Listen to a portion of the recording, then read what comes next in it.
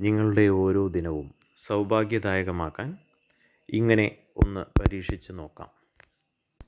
ഉറങ്ങി എഴുന്നേൽക്കുന്ന നേരത്ത് ബെഡിൽ തന്നെ ഇരുന്ന് കാൽ തറയിൽ വയ്ക്കുന്നതിന് മുന്നേ പരീക്ഷിക്കാവുന്നതാണിത്. ആദ്യമായി ചന്ദ്രപ്രാധാന്യത്തോടുകൂടി ഇടതുവശത്തെ മൂക്കിലൂടെ തിങ്കൾ, ബുധൻ, വ്യാഴം, വെള്ളി എന്നീ ദിനങ്ങളിൽ വായു ശ്വസിക്കുകയും ഉദ്വസിക്കുകയും ചെയ്യുന്നത് വളരെ സൗഭാഗ്യദായകമാണ്. 2.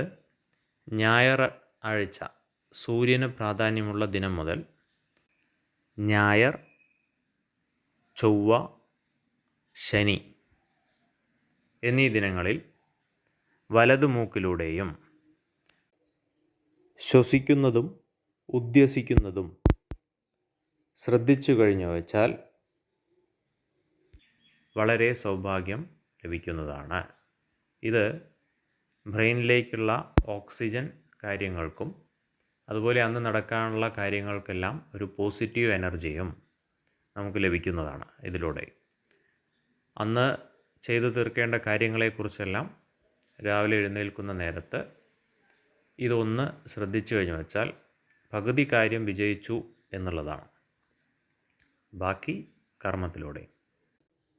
ഇനി ഇതാരും തിരിച്ച് ആണല്ലോ എന്നോർത്ത് ദുഃഖിക്കേണ്ടതായിട്ടില്ല.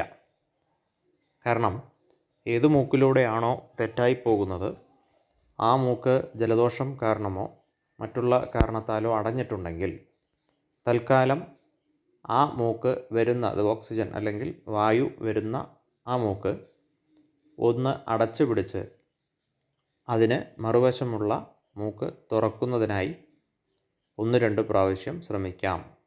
അപ്പോൾ തിരിച്ച് സംഭവിക്കുകയാണെങ്കിൽ വളരെ നല്ലതാകുന്നു. ശുഭം.